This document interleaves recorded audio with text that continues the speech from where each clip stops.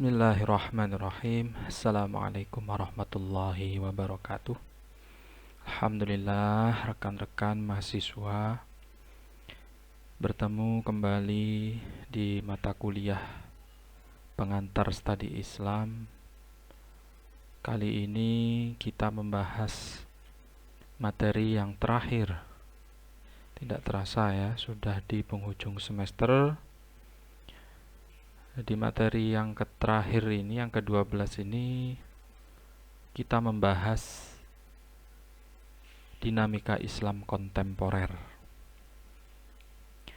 Feedback sedikit, pekan lalu kita membahas Islam sebagai agama yang universal, Islam sebagai agama penutup, Islam sebagai agama yang membawa rahmatan lil alamin, ya, untuk ketentraman alam, ketentraman umat, keselamatan manusia, penutup semua agama, penutup semua ajaran.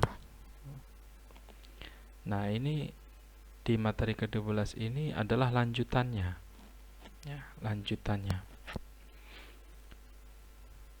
Kurang lebih hampir sama pemahaman antara universal dengan kontemporer ini. Baik, definisi dari Islam kontemporer itu apa sih? Ya, kalau Islam ya semua sudah tahu ya, dan mata kuliah kita ini mata kuliah pengantar studi Islam. Nah, di awal perkuliahan dulu, di materi pertama, di kontrak kuliah juga sudah saya jelaskan secara umum, baik definisi dari Islam itu sendiri. Nah, sekarang kontemporernya yang kita fokuskan. Kontemporer itu memiliki arti dari masa atau waktu ke waktu. Dari masa atau waktu ke waktu.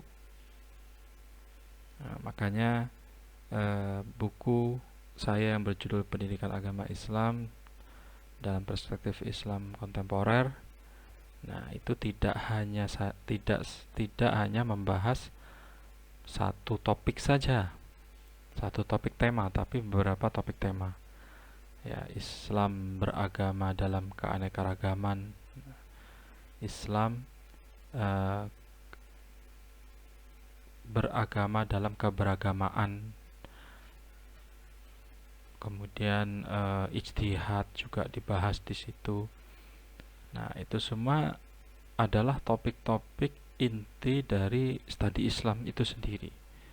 Makanya sebagai tugas tambahan untuk ujian tengah semester dan ujian akhir semester, rekan-rekan mahasiswa saya tugaskan untuk meresensi atau mereview buku tersebut, ya.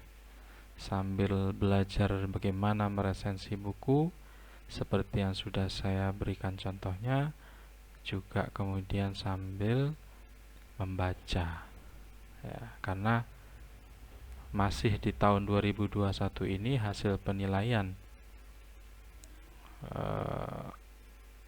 lembaga penilai, ya, di luar negeri sana, di negara yang lebih maju dari kita, dari sisi umur, dari sisi peradaban yang diakui tentunya, ya, kita sebenarnya juga sudah lama berperadaban, ya. Buktinya ada Borobudur, ada Prambanan, itu yang masuk ke keajaiban dunia, kan.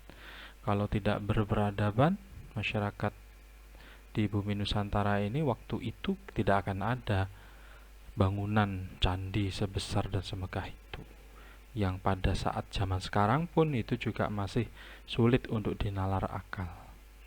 Tuh. Nah, ini semua pembahasan kontemporer berarti, ya, pembahasan kontemporer atau definisi dari kontemporer. Nah, memiliki arti dari masa atau waktu ke waktu. Jadi ya terus bisa, ya, bisa terus.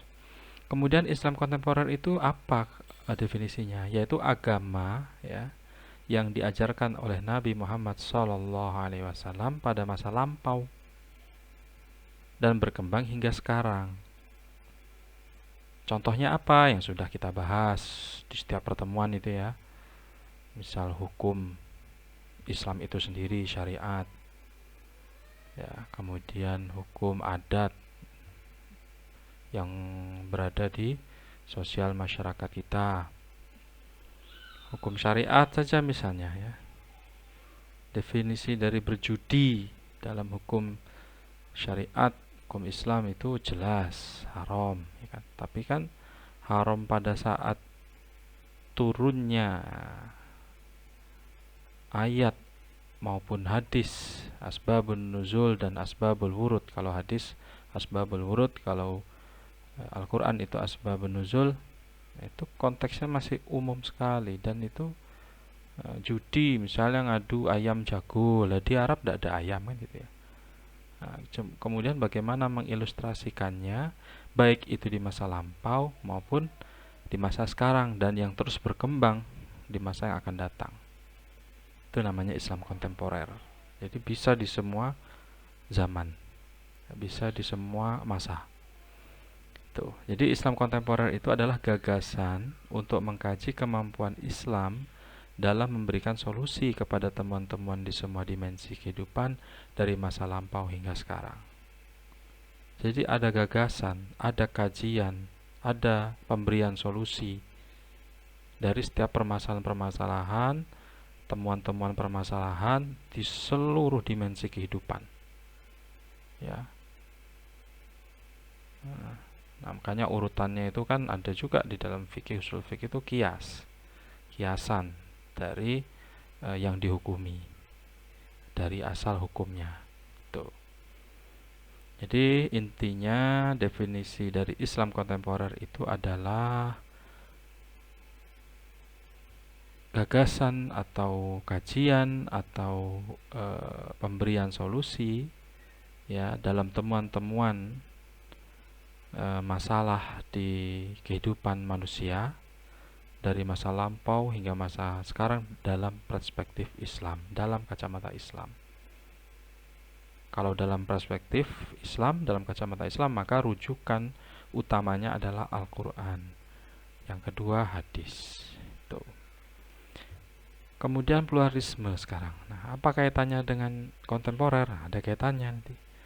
Pluralisme itu adalah suatu paham atau pandangan hidup yang mengakui dan menerima adanya kemajemukan atau keanekaragaman dalam suatu kelompok masyarakat.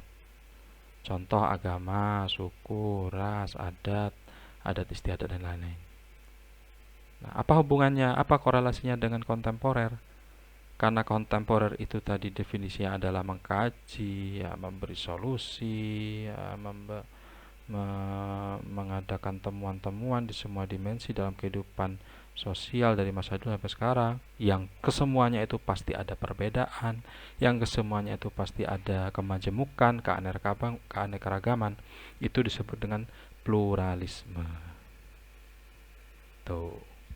Jadi pluralisme menjadi prakondisi bagi proses kemunculan opini dan hasil ijtihad yang terbaik bagi masyarakat. Ya, prakondisi sama dengan prabayar, pasca bayar gitu ya. Prakondisi. Jadi ya kalau membahas kontemporer ya pluralisme ini harus menjadi prakondisi bagi proses kemunculan opini dan hasil ijtihad. Maknanya berarti ya jangan tinggalkan sejarah ya dalam perspektif histori, dalam perspektif yuridis, dalam perspektif filosofis, historis. Nah, itu harus dikaji dulu. Harus sumber opininya harus dari itu dulu, itu historis, ya, filosofis, yuridis, itu agamis, opini dan hasil ijtihad yang terbaik bagi masyarakat. Misal seperti apa? Mazhab. Makanya mazhabnya beda-beda, mazhab saja beda-beda, ada 4 ya yang terkenal ya. Mau buat yang kelima, 6, 7, 8, 9, 10 terserah lah. Tapi yang berhasil sementara ini, selama ini, yang sudah disepakati para ulama, para ilmuwan juga baik di barat maupun di timur, baik ahli ilmu umum mau ilmu agama mau ilmu bahkan yang non muslim sekalipun yang meneliti tentang mazhab, pemikiran imam mazhab itu sepakat ya, 4 imam mazhab itu yang semuanya pasti masuk ke dalam atau merujuk ke situ.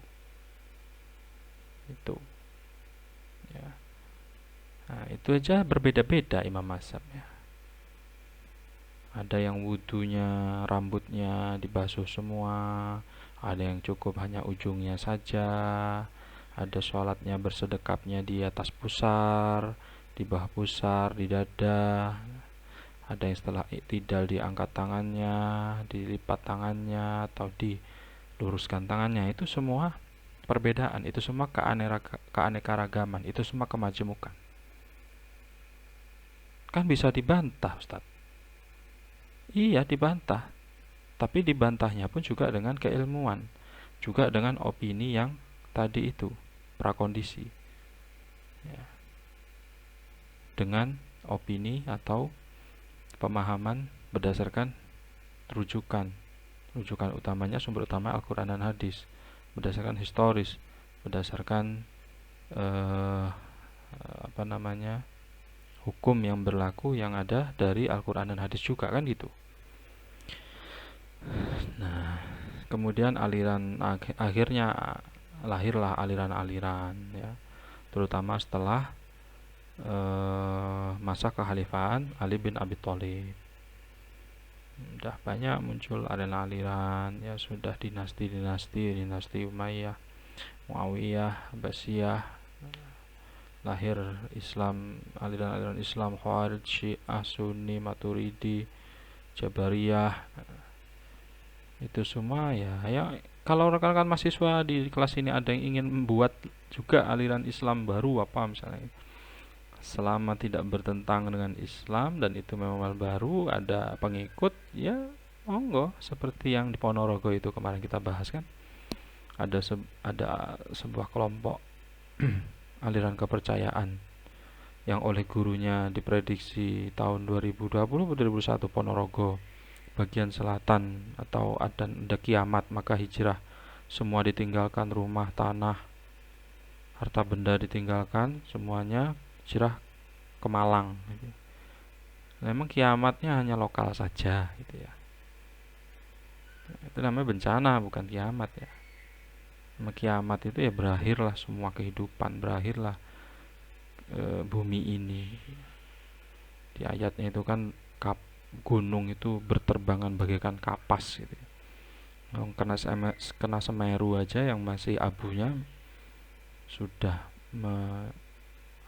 menyengsarakan, sudah menenggelamkan, menelan semua harta benda, rumah, kendaraan, tidak bisa diselamatkan lagi. Gitu kok dipuja-puja ya, dikejar mati-matian, dibela-bela sampai meninggalkan, sampai mengacuhkan panggilan Sang Maha segalanya. Nauzubillah ya. Oke, itu pluralisme, ada korelasinya dengan kontemporer. Dalil pluralisme apa? Nah ini, Quran surat Asy-Syura ayat 8. A'udzubillahi minasyaitonirrajim. Walau sya'allahu laja'alahum ummatan wahidat. Walaki yudkhilu may yasha'u fi rahmatihi wadh-dhalimuna ma lahum min wali wala nasir. Jadi kalau Allah menghendaki, Allah itu menciptakan, menjadikan seluruh umat manusia di bumi ini hanya satu umat saja, tidak ada yang sipit, satu jenis saja, tidak ada yang hitam, misalnya saudara-saudara di Afrika, tidak ada yang kuning langsat atau sawo matang seperti orang-orang di garis khatulistiwa ini seperti di Indonesia misalnya, tidak ada yang putih sipit seperti saudara-saudara kita di Cina, tidak ada yang mancung-mancung putih bersih seperti di Rusia, Turki, tidak ada yang besar tinggi seperti dia Timur Tengah di Arabnya. Semua jadi satu, bisa kun fayakun. Tapi Allah memasukkan orang-orang yang dikendakinya ke dalam rahmatnya, dan orang-orang yang zalim tidak ada bagi mereka seorang pelindung pun dan tidak pula seorang penolong. Jadi ya memang ini kehendak Allah. ini dalam rangka menunjukkan kekuasaan Allah. Saya saja sendiri kalau masuk kelas ngajar ya, selama ini mulai 2011 sampai sekarang ngajar itu, masuk kelas itu ya Allah, nah, sebanyak ini manusia, sebanyak ini mahasiswa, sebanyak ini mahasiswi, ada yang hidungnya kecil, ada yang lebar, ada yang besar, kulitnya ada yang putih enak dipandang, ada yang putih kok tidak enak dipandang gitu, atau yang putih biasa saja, ada yang kuning sawo matang, ada yang hitam manis enak dipandang gitu ya. Ya Allah, ini kuasamu ya Allah. Sebanyak ini manusia kok miring dikit saja atau tirus dikit saja pipi gitu ya, atau hidung, itu sudah membedakan wajah. Oke lah, wajah masih bisa ditiru, sidik jari ini loh ya, sidik jari ini yang benar-benar tidak bisa ditiru. Setiap manusia pasti berbeda. Tuh. Nah, kalau Allah mau menjadikan sama, bisa saja. Allah yang menciptakan kita. Tuh. Tapi kan karena ini semua untuk menunjukkan kekuasaannya, keesaannya, agar kita selalu bertauhid, agar kita selalu berzikir ya kepada ya Sang Pencipta. Dipanggil dengan panggilan azan, tidak segera, masih berleha-leha santai, duduk-duduk di depan kelas. Tapi dipanggil Pak Bupati, dipanggil Gubernur, dipanggil Presiden, wah, segera cepat-cepat, bahkan macak, mandi, wangi. Padahal sama-sama manusianya, ini kan kebalik. Dipanggil Pak Kaprodi, Pak Wakil Dekan, Pak Dekan, wah macak, ganteng, ayu, sudah mandi. Tapi dipanggil Allah, pakaiannya kaosan, bawa keringat lagi ya, tulisannya ada tulisan macam-macam lagi, kayak tulisan sablonannya harus mulai ngelupas, warnanya kusam, kan ya terbalik ini kan. Ada yang salah cara berpikirnya. Nah itu, nah, kalau mahasiswa ini tidak ya, tidak, jangan ya, apalagi mahasiswa umpo ya janganlah ya. Harus apa ya, harus logis lah gitu ya, ngadap Pak Kaprodi ganteng, bersih, wangi, ngadap Gusti Allah Sang Maha Pencipta kok malah biasa saja. Panggil Kaprodi, wah segera, lah dipanggil Allah melalui azannya kok masih bersantai-santai. Nanti dipanggil Allah langsung saf depan disolati, sudah terlambat kan seperti itu. Tuh. Nah itu semua adalah untuk menunjukkan kekuasaannya.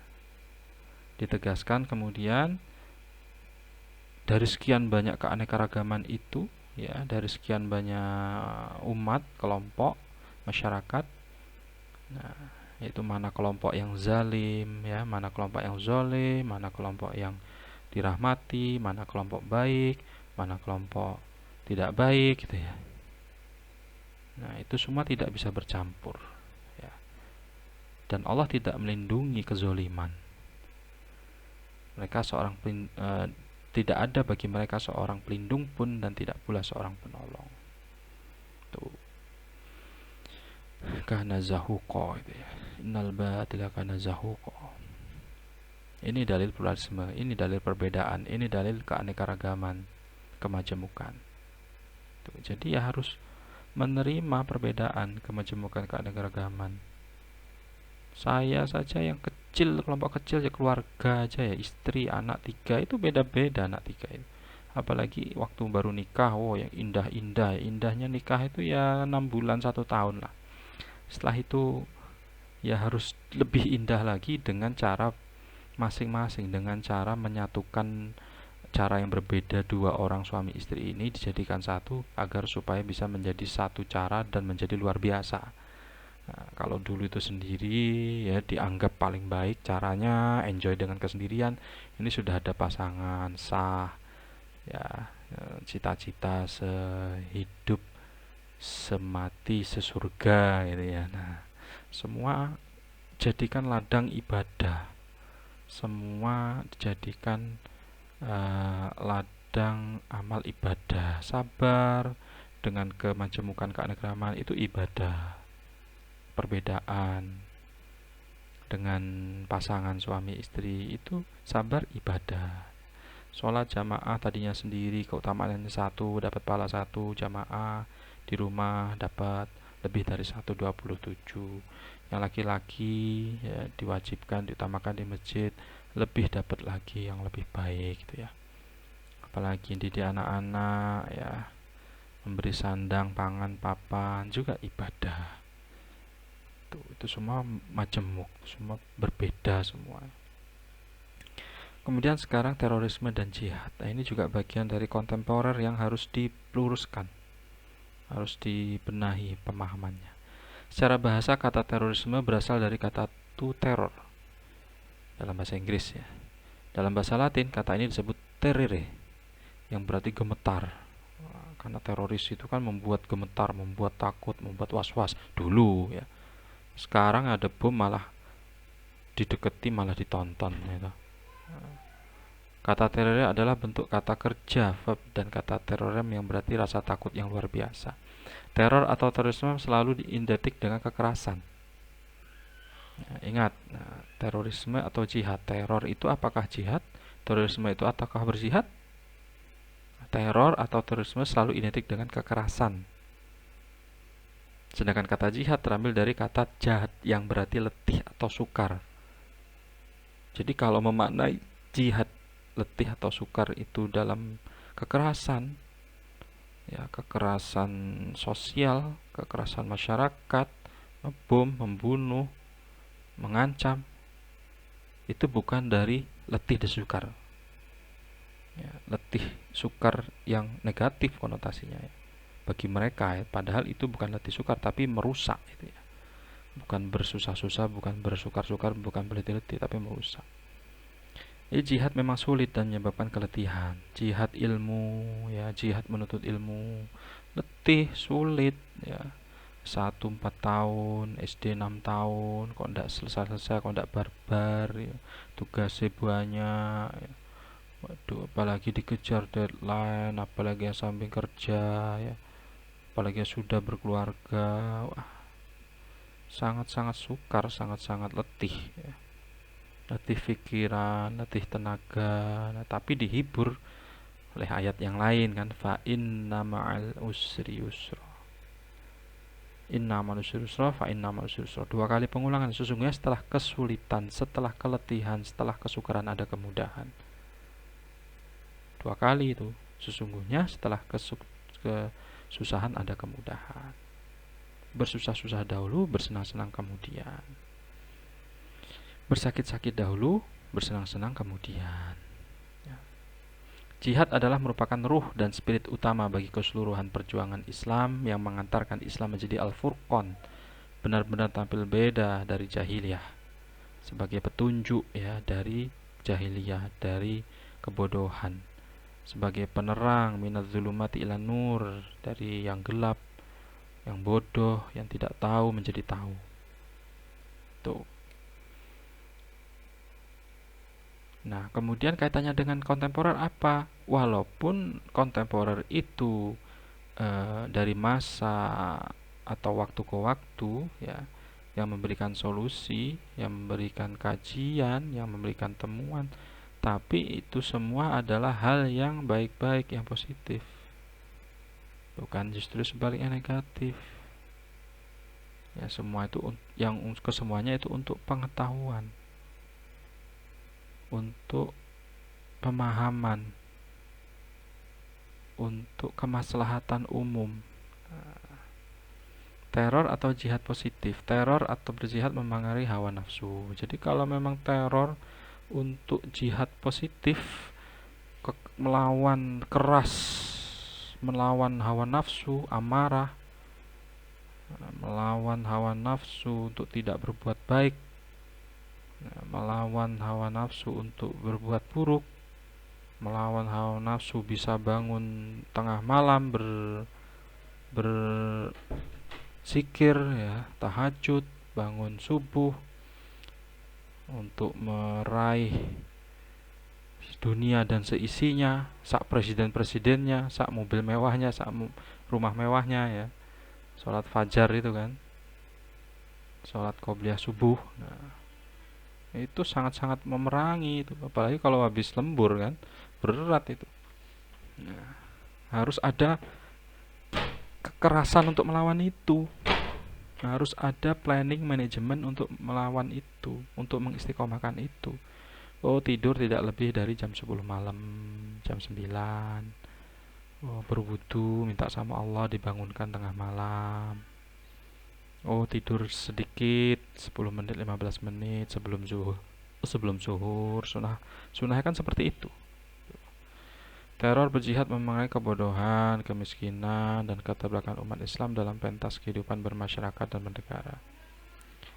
Teror atau berjihad dalam memerangi segala bentuk ancaman yang membahayakan kemudahan umat, seperti ancaman masyarakat, kemudahan teknologi. Kemudahan teknologi ini memudahkan, tapi kalau membuat malas. Memudahkan